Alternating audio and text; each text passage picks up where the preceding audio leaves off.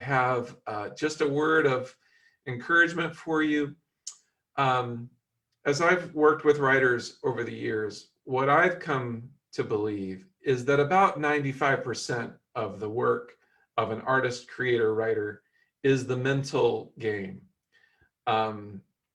If we get the mental game right, everything else tends to work itself out. And obviously, there are multiple facets to the mental game, and I want to talk about just one of those this morning before I turn on the time counter and get us started. And the part I want to talk about is the tendency we have to beat ourselves up.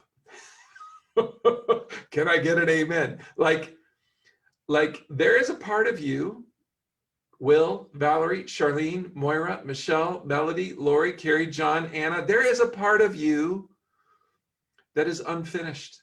There's a part of you that's imperfect. There's a part of you that's probably going to eat too many cookies this week. There's a part of you that is not going to show up to the virtual work together session every Monday morning.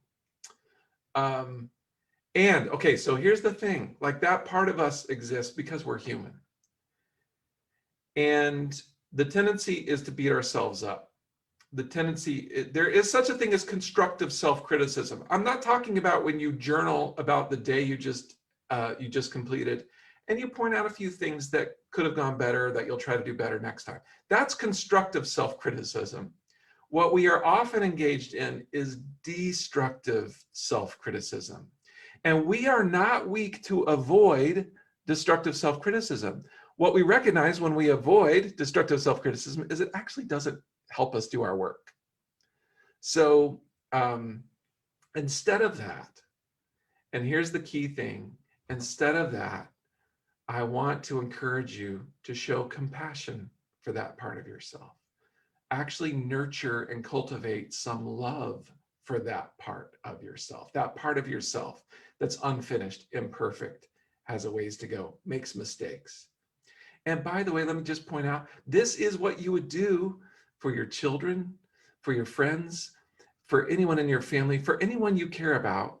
You would show love and compassion for those unfinished, unsettled, imperfect parts of other people. So why not? Why shouldn't we show that kind of love and compassion for those same parts that exist within ourselves? That's what I got for you. Show love for that part of yourself. It can be really subtle, like that destructive, that toxic, that caustic voice of self-criticism can be very subtle. We may not even know we're doing it. So the first step is awareness. And once you're aware of it, flip it and go, you know what? I love that part of myself. I want to show compassion for that part of myself.